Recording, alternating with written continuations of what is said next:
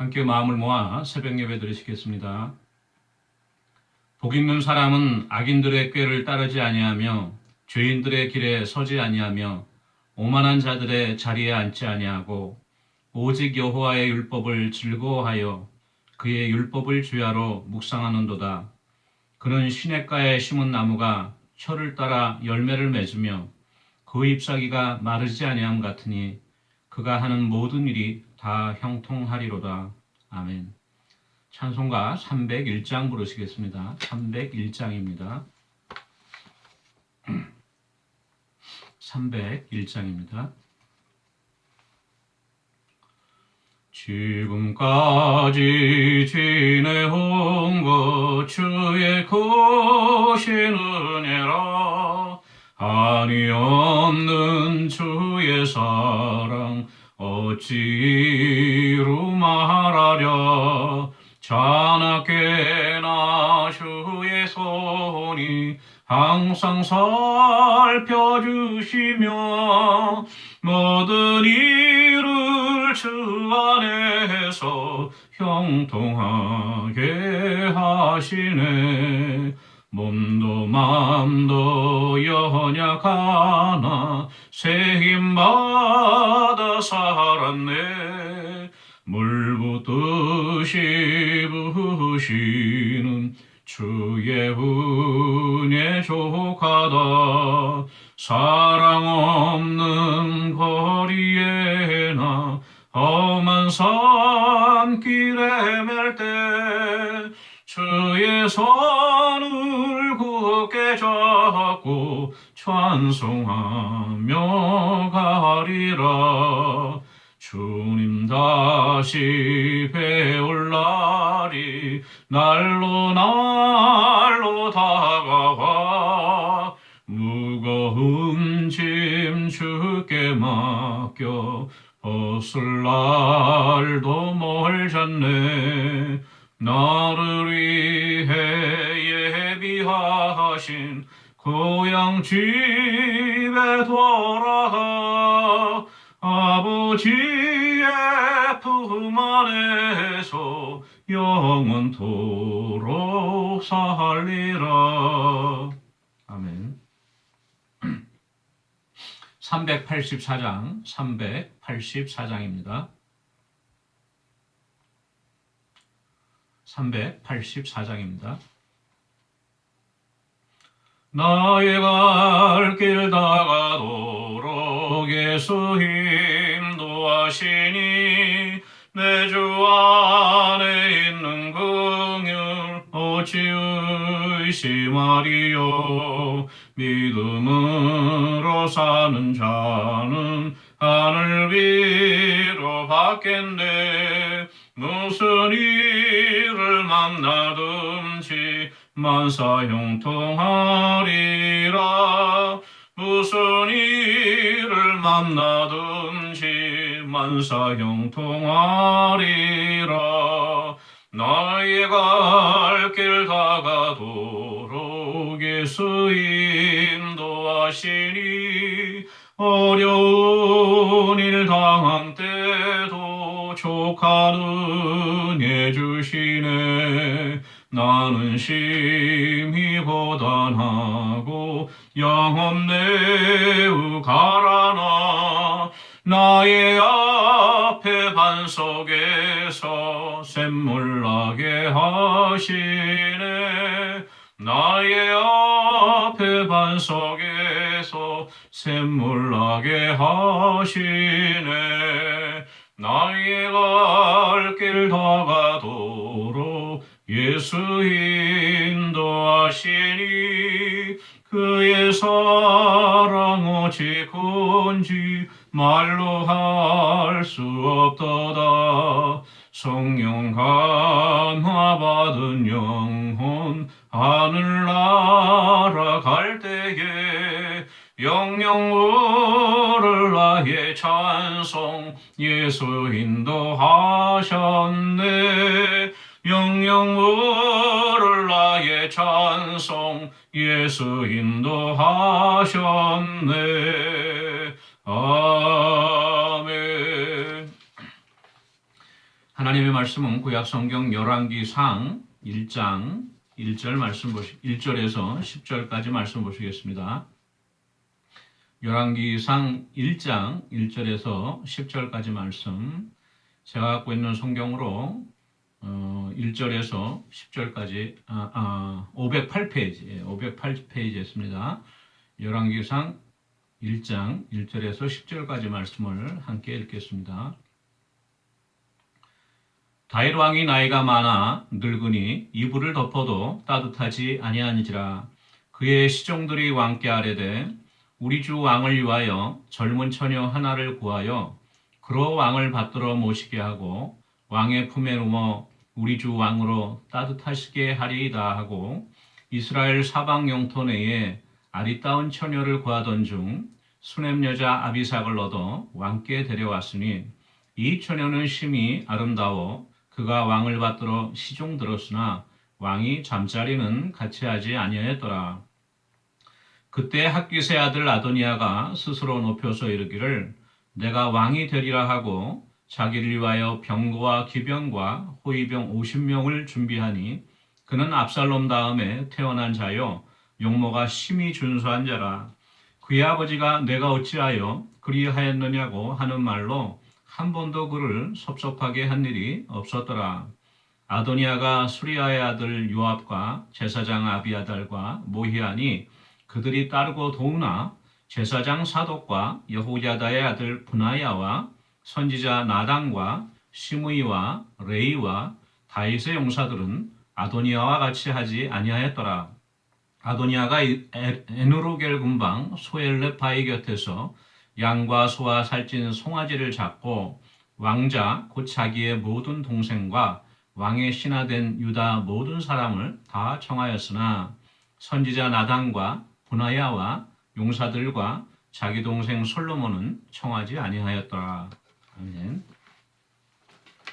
예, 오늘부터는 매주 열왕기상 말씀으로 함께 은혜 나누도록 하겠습니다. 저희들이 저저번 주에 사무엘하 24장을 끝으로 해서 사무엘하를 마쳤는데요.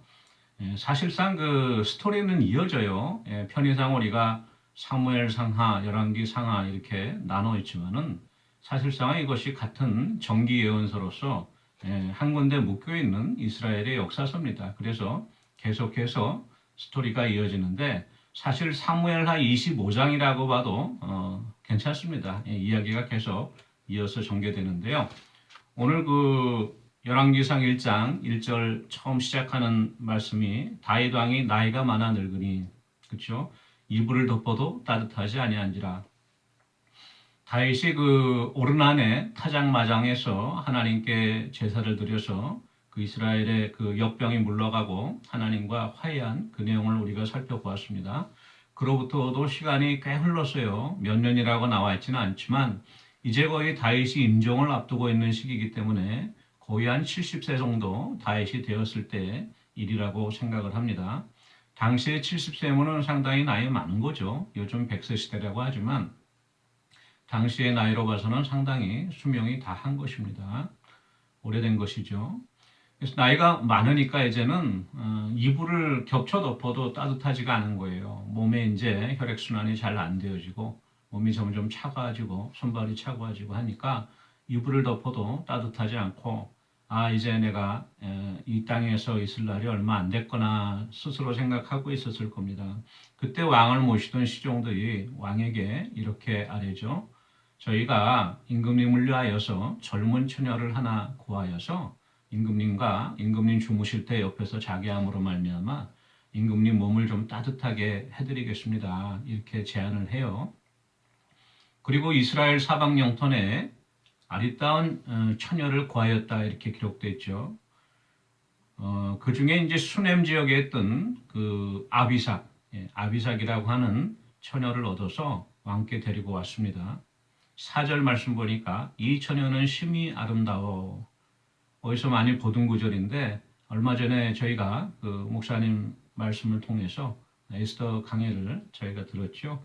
바로 그 에스더를 페르시아의 왕 아하수에로가 역시 그 와스디와 사별하고 난 후에, 사별이 아니죠.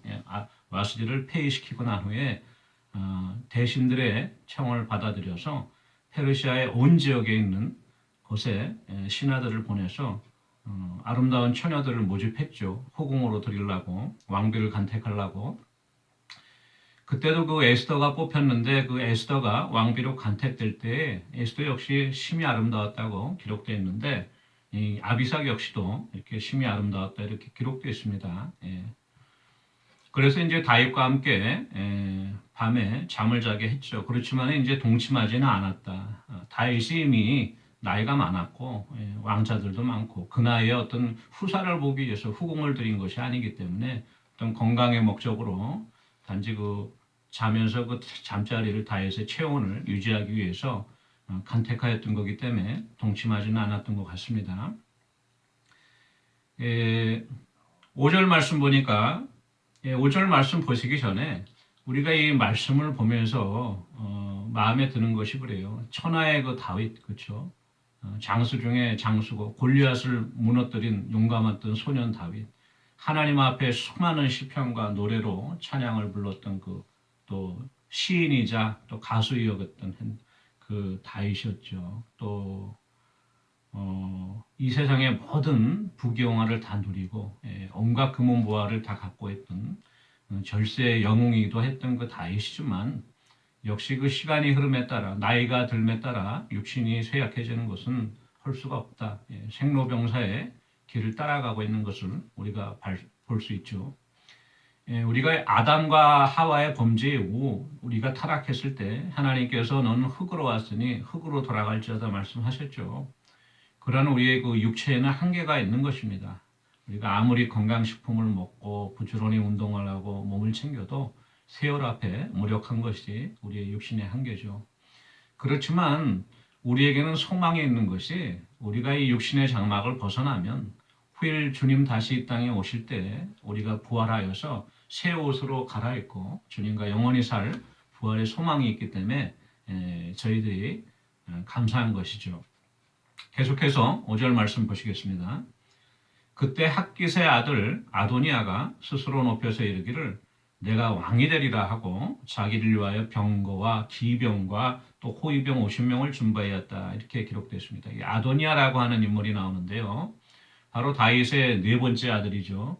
다윗의 그 장남은 암논, 그쵸? 암논이었고, 그 다음에 이제 그 둘째가 있었죠. 길라압이라고 또 다른 곳에서는 다니엘로 표기되어 있는데 길라압이 있었고, 아비가일에서 나온. 그 다음에 셋째가 이제 그 압살롬이었죠. 우리가 잘 알고 있는 압살롬이고, 그 다음에 핫깃이라고 하는 후궁에서 얻은 아도니아입니다. 그래서 서열이 네 번째인데, 이미 암논은 압살롬에 의해서 살해당했고 압살롬 역시도 전쟁 때 요압에 의해서 살해당했고 아마 이 아비가일에게서 얻은 두 번째 길라압은 일찍 죽었던 것 같아요. 특별하게 성경이 기록은 되지 않는데 그래서 이제 왕이 승계 계열로서 그 순서로 따지면 네 번째 이제 아도니아가 자기가 이제 그 왕위를 차지할 위치에 있다고 스스로 생각한 거예요. 그렇지만도 우리가 성경을 통해서 알 수 있지만 하나님이 일찍이 나단 선지자를 통해서 다윗이 밧세바와 간음하고 범죄하였을 때 또 죄를 회개하였을 때 그 다윗과 밧세바 사이에서 났던 아이가 일찍 죽었죠. 그 다음에도 쭉 아이가 있었어요. 그 중에 이제 솔로몬이라고 하는 왕자를 낳는데 이 솔로몬을 통해서 하나님께서 다윗이 준비하였던 예루살렘 성전을 건축하게 해주시겠다고 그 왕위를 또 영원히 경고하게 하겠다고 나단 선지자를 통해서 약속을 해주셨어요. 이미 이스라엘 온 백성들이 유다 백성들이 그걸 알고 있었습니다. 그러니까 아무리 자기보다 그 동생이고 또 자기보다 까마득하게 그 왕이 승계 순서가 뒤에 있을지라도 이미 그렇게 임금과 또 하나님께서 나단 선지자를 통해서 이렇게 결정한 상황이기 때문에 번복할 수가 없었죠.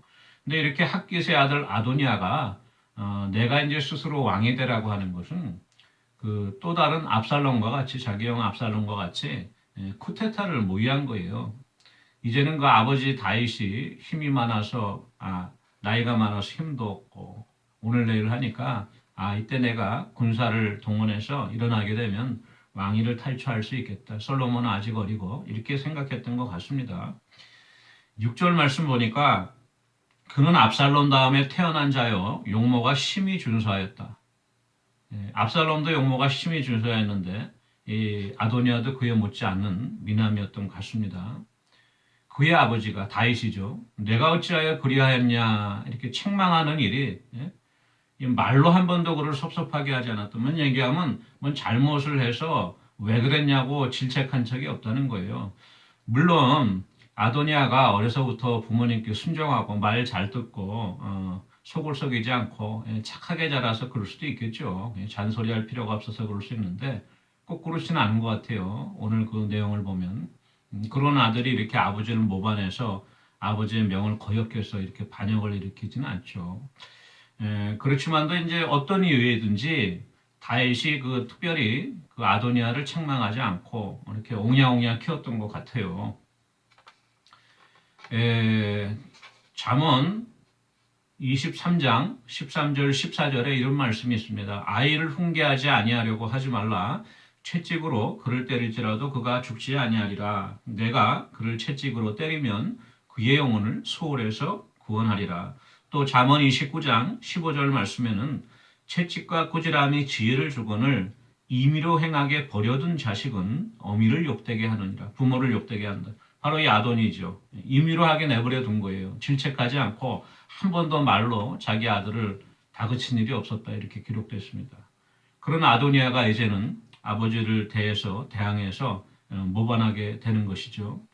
우리가 여기서 깨달을 수 있는 그 교훈은 바로 이 자식에 대한 훈계를, 징계를 아끼게 되면 자식을 망치는 것입니다.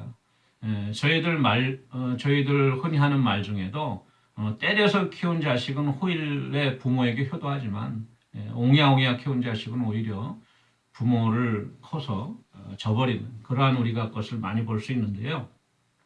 바로 성경적인 원리는 아이들이 장성하기 전에 하나님의 말씀과 훈계로서 제대로 양육하는 것이 우리들의 모습이라고 생각합니다. 이제 아도니아가 모반을 꾀하는데 자기 혼자 할 수는 없죠. 그래서 생각한 것이 바로 군대 장관이었던 요압, 그렇죠? 또 제사장 아비아달. 그러니까 이 군권과 어떤 그 종교적인 지도권을 갖고 있는 두 사람을 포섭한 거예요. 그래서 이제는 형님들도 다 없고 아버님도 가시게 됐고 솔로몬은 아직 어리고 또 솔로몬 아버님이 햇사람 우리아의 아내에게서 얻은 좀 소생이 분명치 못한 그런 자식이니까 내가 이제 적통을 이룰 수 있겠다 이렇게 모의했겠죠. 그래갖고 이제 군사를 일으킨 거예요. 그러고 나서 소엘렛 에누로겔 근방 예루살렘 근방이죠. 소엘렛 바위 곁에서 이제 양과 소와 송아지를 잡고 크게 이제 잔치를 베풀었어요. 아마 이제 하나님 앞에 제사를 지내려고 했든지 아니면 또 그 어떤 명목으로든지 잔치를 베풀었죠. 뭐 자기의 형 압살롬이 했던 것과 똑같습니다. 압살롬은 양 잡는 그 잔칫날에 형제들을 모았다가 자기 형 암논을 살해했죠. 그 본대로 배우는 거예요. 그렇게 해서 이제 다 사람들을 청했는데 오늘 10절 말씀 보니까 선지자 나단과 또 분야야 당시 다윗의 경호 대장이었던 분야야고 30인 용사 중에 3인의 우두머리 중에 하나였죠. 그 분야야와 또 용사들 다윗을 따르던 용사들 그리고 자기 동생 솔로몬은 청하지 아니하였다 이렇게 기록됐는데요. 8절에도 역시 마찬가지예요. 제사장 사독과 여호야다의 아들 분야야와 선지자 나단과 시므이와 레이와 다윗의 용사들은 아도니아와 같이 하지 않았다. 아도니아의 그 모반에 참여하지 않았다는 것이죠. 오늘 이 7절, 8절 보니까 이름이 분명하게 나눠져 있는데 요약하면 이거예요. 아도니아, 그렇죠? 왕위를 꿈꿨던 아도니아, 그리고 또 요압, 제사장 아비아달, 또 거기 대칭되는 쪽에 솔로몬, 그렇죠? 왕자 솔로몬과 또 군대 쪽에서는 분야야, 그리고 또 제사장 중에는 사독 이렇게 두 파가 분명하게 갈라집니다. 이 말씀을 바라볼 때요. 나중에 저희들이 계속해서 살펴보겠지만 하나님의 뜻은 분명히 솔로몬에게 있었어요. 그리고 솔로몬을 옹이하기 위해서 다윗 편에서 솔로몬을 받들었던 분야야와 사독은 이제 하나님의 인정을 받아서 계속해서 제사장직 또 군대장관의 역할을 수행하게 되는 것이고요. 그 아도니아의 모반에 가담했던 요압과 아비아달은 하나님으로부터 버림을 받고, 요압은 나중에 살해당하고요. 아비아달 역시 제사장직에서 쫓겨나게 되는 것을 우리가 바라볼 수 있는데요. 우리 영적인 세계를 바라볼 때 이 하나님의 편과 그 하나님의 편에 대적되는 거, 사람의 편은 분명하게 갈라집니다. 어떤 영적인 세계에 있어서 우리가 중간이라고 하는 것은 없어요. 우리는 되게 어떤 그 현실적이죠. 그래서 뭐 정치도 그렇고 일반 우리의 사는 세상 살이도 그렇고 어떤 처세도 그렇고 적당히 중간 지역에 있으려고 그래요. 그랬다가 오른쪽이 힘이 세면은 오른쪽에 붙고 왼쪽이 힘이 세면 왼쪽에 붙고 그게 우리의 처세죠. 세상에서는. 그게 또 어떻게 보면은 하나의 그 삶의 지혜라고 다 할 수도 있는데, 그렇지만 영적인 그 성경의 원리로는 그 중간이 없습니다. 우리가 하나님 편에 서든가 사람 편에 서든가. 주님께서도 그랬죠. 나를 반대하지 않는 자는 나의 편이다. 그럼 뭔 얘기나 하면 겉으로는 어떠한 모습으로 우리의 행위가 드러나든지 간에 우리의 마음속을 꿰뚫고 있는 하나님께서는 이미 우리의 마음을 보시고 이게 내 편인지 아닌 편인지 하나님께서 아신다는 거예요. 그런 영적인 중간은 없습니다. 우리가 사람의 눈을 속일 수는 있어요. 또 사람의 입과 귀를 가릴 수는 있지만 하나님은 우리의 중심을 감찰하시기 때문에 하나님 앞에 우리의 모습이 그대로 드러나게 되는 것인데요. 후일 바로 그 하나님께서 솔로몬을 왕으로 세웠을 때에 그 솔로몬의 편에 섰던 하나님의 언약과 말씀대로 순종하였던 사람들은 계속해서 하나님께서 일을 맡기셨고, 그렇지 않은 자들에게는 심판이 임했던 것을 우리가 알 수 있습니다. 우리가 늘 하나님의 언약의 말씀을 존중하고 말씀대로 행하는 그러한 은혜가 있어야 할 것 같습니다. 시편 1편 1절 말씀, 복 있는 사람들은 악인들의 꾀를 따르지 아니하며 죄인들의 길에 서지 아니하며 오만한 자들의 자리에 앉지 아니하고, 바로 다윗의 시편인데요. 이 다윗의 말씀과 같이 이 솔로몬과 분야야 또 사독과 같은 복 있는 사람들은 아도니아와 요압과 아비아달과 같은 악인들의 길을 따르지 아니하였고 그들의 길에 서지 아니하였고 그들과 같이 오만한 자리에 앉지 않았기 때문에 하나님께 쓰임받은 것을 우리가 알 수 있습니다. 우리가 늘 하나님 앞에 쓰임받는 그러한 인생이 되어지길 원합니다. 우리 같이 기도하는 시간 갖도록 하겠습니다.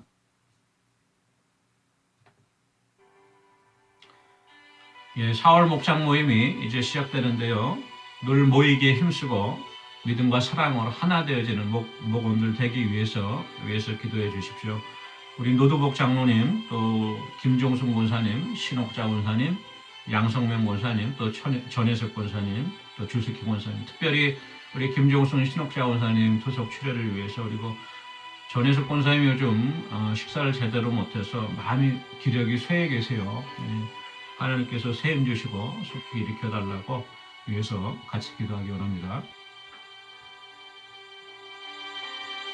사랑해 주는 은혜를 감사합니다. 하나님 은혜 가운데 저희들이 이제 4월 목장 모임으로 모일 수 있는 은혜 허락해 주시니 감사합니다.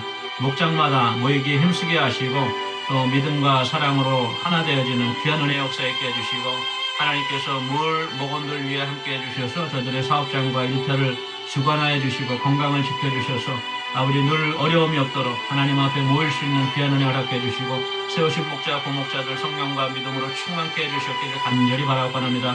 우리 병약한 성도님들, 연로하신 교우님들 기억하여 주시고, 특히 우리 아버지 치매로 고생하고 있는 우리 성도님들 기억해 주시며, 또한 아버지 하나님 은혜 가운데 또 신장 투석으로 또 치료받고 계신 우리 성도님들 기억해 주시옵소서. 어려움이 없도록 빨리 그 횟수가 줄어들고 아버지 집에서 치료할 수 있도록 하나님 은혜 내려 주시고 붙잡아 주시옵소서. 또한 아버지 우리 전혜석 권사님 특별히 아버지 주님 식사를 제대로 못하시는 가운데 기력이 많이 쉬어야 계십니다. 하나님께서 은혜 가운데 붙잡아 주시고 체험 주시고 강건케 해주셔서 일으켜 주시고 다시금 주님 전에 나올 수 있는 귀한 은혜 허락하여 주시옵소서. 감사드리고 예수님의 이름으로 기도합니다. 아멘. 사랑해 주는 은혜를 감사합니다. 저희들이 늘 복 있는 사람의 편에 서게 하시고 의인의 길에 서게 하시고 오만한 자와 또 교만한 자들 자리에 앉지 않도록 악인들의 꾀와 함께하지 않도록 저희들이 늘 말씀 가운데 분별하여 바로 행할 수 있는 그러한 은혜 얻기를 원합니다. 말씀으로서 우리를 붙드시고 성령께서 늘 우리를 인도하여 주시옵소서. 감사드리고 예수님의 이름으로 기도합니다. 아멘. 예, 오늘도 복 있는 길에 서자, 복 있는 길에 서고 악인들의 길을 쫓지 않는 그러한 하루의 삶이 되어지기를 원합니다. 개인 기도하시겠습니다.